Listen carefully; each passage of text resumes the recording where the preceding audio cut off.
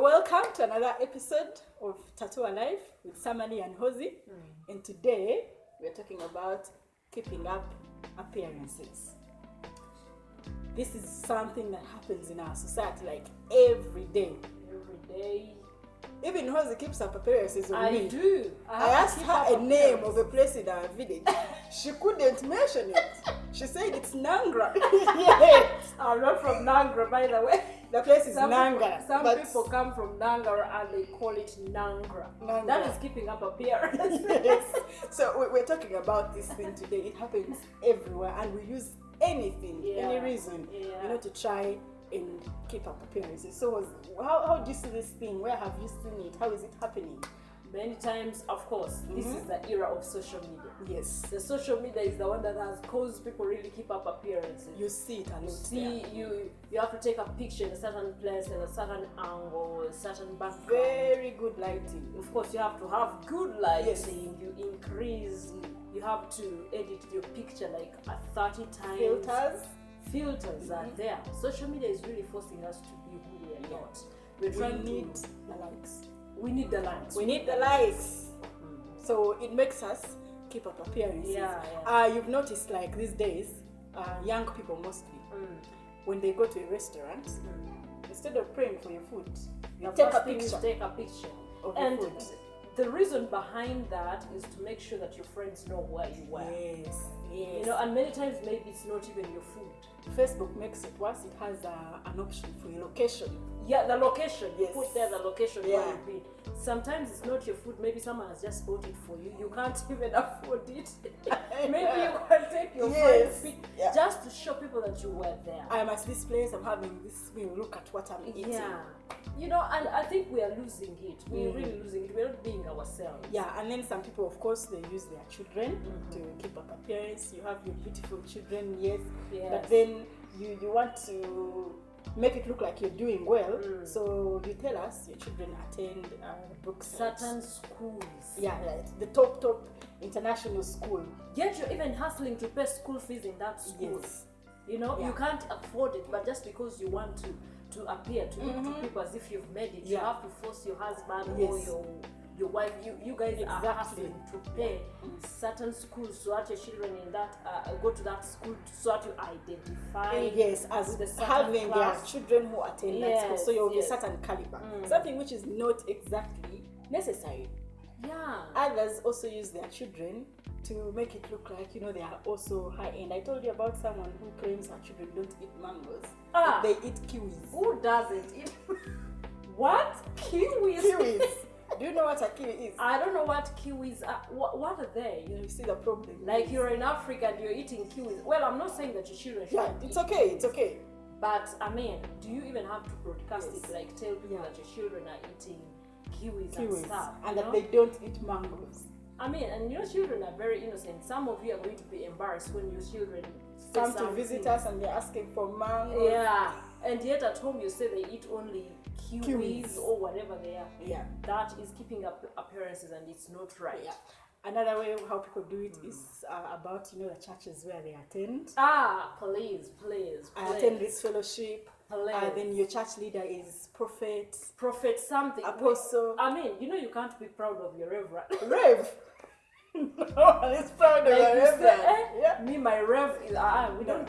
You can't. You just be proud of things like prophet, the man of God, this fellowship that I come from. Yes. You want to identify, and yet you really even don't fit in that church. Yes. You don't find that edification, the spiritual. You're still lost. You just go there for appearance. I think for once you should just go and look for a church that you flow. Yes. A person that even if it has a prophet, but make sure you fit in. Don't go so that you tell us I attend the church. Make sure you're feeding from that person. Make sure that they've elevated you and changed your spiritual life. Than just being in the church, you're hustling, you hate everything there, but just because you want to identify, you stay there. Exactly. Another problem, Hosi, which makes us keep up, appearances. Our parents. What's where is your husband?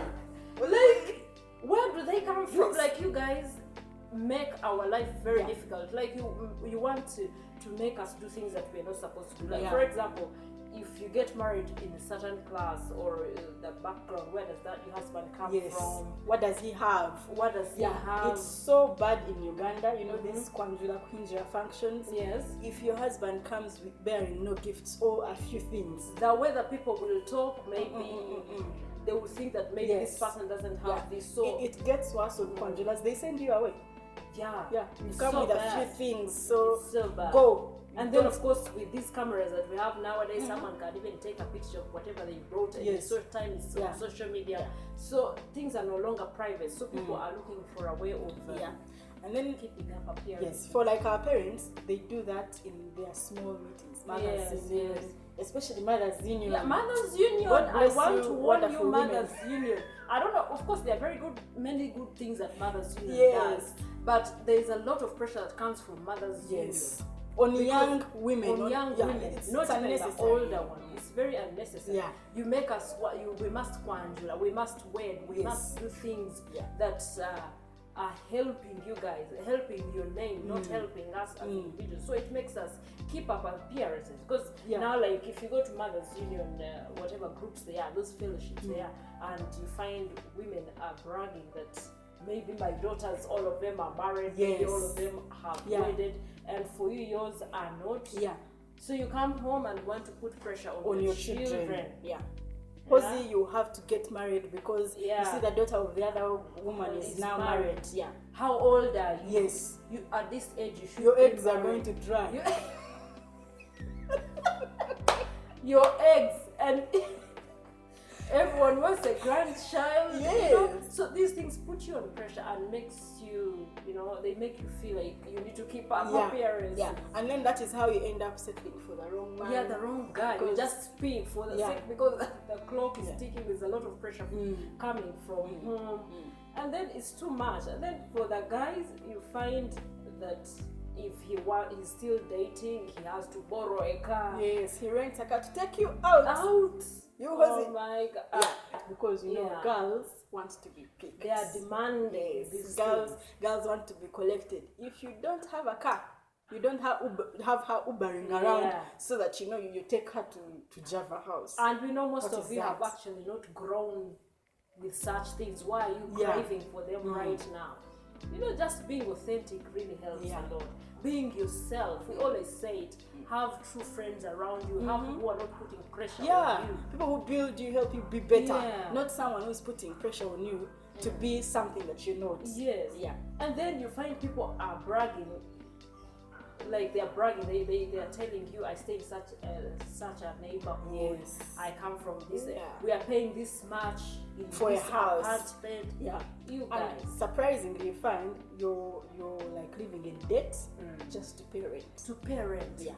Is rent helping in any way? By the way, you'd rather be saving that money instead of bragging on your friends that you're staying. Live in a place you can afford. Live in a place you can afford. Do not do this for your friends. Don't do this just to keep up appearances. Yet when you go back home, you guys are crying. Enduring. You and the husband are crying over dates and stuff just because you wanted to stay in a certain. You're sleeping without food. Your children haven't even paid fees. It's only their headmasters and mistresses that know the hustle that you're going through. But around your friends, you want to assume that you're doing very well. And this is really crazy. I wouldn't like it. And then there's this thing that has come up of men being young men being put on pressure to buy land. Yes. You buy land. Every Saturday people are going at the site. Then you start lying to your friends that you have land. You have land. Yet you don't. That's how you end up being fraudulent. You're being arrested by the police because you conned someone. By the way, you can make it. You can actually live a good life renting all your life, as long as you can afford it. You Take your time pressure to buy land. And this also goes again back to the parents. The pressure is too much on these young people. But at this age, you should have had this. I once had a friend who told me that they will not go to a certain church without a car, because you must appear, because the pastors or the reverends in that area will give you respect according to which car you come in. Now that is bad. If you came on a border, they might not really want you to be in the leadership. Another one. have you ever gone to England? How come when you came back, you are not speaking like white people? You are not rolling your R's on the tongue. There are people, my friend. I know. The moment they go to the US, they are not going to the market anymore. The English has changed. Yeah. By the time they're gonna do something. They wanna do something. Don't gonna. Don't. If you're a guy, don't you ever gonna on a girl because they are going to be. It puts them off. Like everything you say, you are gonna. And I mean, you even still have your accent. The other one from the village. You talk like the guy from my village. Yes. But you just can't do anything like going to your gonna. You still want to gonna. Yeah. Don't gonna. You know, there's a guy who was in my school. Then he went to the US. He still talks like the ordinary Uganda man. Yes. But he gonas, he wannas. There's a time he called me. He started talking like Gona. I was embarrassed. It really puts I someone was embarrassed. off. And I was thinking, you're in the US, fine. Less than 2 months. Yeah, you've already changed. That's the problem with Africans, by the way. You just get a white man and let him walk with a black person or an African for a shorter distance. The person who will have changed the accent is a black person, not the Mzungu. If they don't speak our language well, why should we speak their language? Why do we struggle? Why should we struggle to be like them? Yeah, why? You know, we're trying to keep up appearances and forcing life and doing things that are not natural in our families just because we want to be like the Western world. People have bleached, you know. Guys, if you want to bleach, it's okay. You bleach, but you bleach knowing why you're bleaching. It shouldn't be something like you're doing it for other people. But then again, why should you? You're beautiful just the way you are. I mean, to me, I would prefer really for you to be proud in your skin. Like bleaching, and then you want to buy expensive human hair. Yes, is it human hair? Brazilian, that Peruvian, human hair. Guys, these are problems, and many women are the culprits of this thing. We are the ones who want to keep up appearances all the time. Appearance. Do you know, like the cosmetics industry in Africa is a multi-billion-dollar industry. It survives in the vanity of women. Us failing to accept our hair is kinky, beautiful. You know, we would rather have it, you know, like for Peruvians and Brazilians. Would rather have it like for Indians. But we are Africans and we are beautiful. And it's so sad. Like I've had men who are complaining that when they date someone, they dating them thinking they look like that. When they take them at home and she removes this wig, removes the makeup, she all looks like a man. Like you're wondering, who is this? Is this the person that I dated? You know, we are indirectly lying to people. We are lying to men. We are lying to everyone ourselves. Else. If you see these not people, Brazilian hair. Man, have natural hair. Love your dreadlocks. Have dreadlocks. Do some dreadlocks. Have your natural hair. I see salons now have embraced this thing of doing natural hair very well. Please do not break combs trying to, you know, comb your hard hair. Leave it the way it is. And even this goes to maybe employers. Do not chase someone because of their hair. There's my friend told me that there is a company that doesn't hire women who have natural hair. No, such a marketing company. No, that is not good. If that happen to you, sue them for discrimination. You should sue them. You know, and it happens like here in actually my friend comes from Nairobi here. She told me their hair is not allowed to be natural in that you have company to straighten it. It's a marketing company, so they have to straighten it, meaning that they are defining beauty according to your hair. You know, that means you're not beautiful if you have your natural African hair. This is really not good. Well, you guys, I know some business people might want to attack us and say that maybe we're attacking their business, but this is the problem we have as millennials, especially. We have this big problem of we're not being ourselves. We constantly want to keep up appearances and we're putting pressure on ourselves. You want to have nails. Everything is fake They're like now. clothes. They're like clothes. You wonder, how do you hold your fork to eat? You know? How do you shower? How do you do stuff? Those who have little babies, how do you hold them and carry them with such clothes? You know, we're trying to keep up appearances every time and we're constantly forgetting about our inner selves. Like we no longer have that time for ourselves. we're doing it to please people. Yeah, we're building the outside. We want people to perceive us a certain way because of how we look. Yeah. And then we forget to work on that inner person, who is the most important person. The most important thing. When it comes to values, 0. But we must look good. And then you find sometimes you meet your friends and they no longer want to be your friends because there is a certain class they climb. You know, they are now probably married. If they are not married, maybe they own SUVs. Yes, they own sunset. I mean, people change. Like they no longer want to be your friends.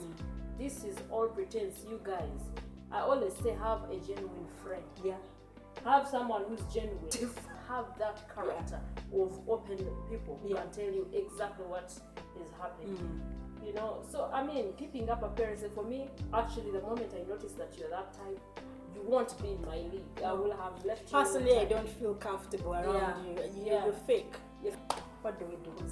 What we do is, I feel like, find the truth in you. Being authentic and being true will help you mostly, not even the people around. Yes. You will even attract many people around you the moment you're true to yourself. You will attract the genuine people. Yes. Not the fake people around them. Yeah. I guess that's what we need to do, and we need to stop this thing. Mothers, parents out there forcing the children that now you're a certain age you should be. Exactly. You must have made it. Stop it. Encourage your children to be themselves. Yes. Yeah. And then let's live within our means. Yes. Yeah. If you can't afford something, it's okay. A time will come when you can afford it. You can afford it. For now, live within your means. Don't take loans to pay rent. Don't take loans to go out. Yeah.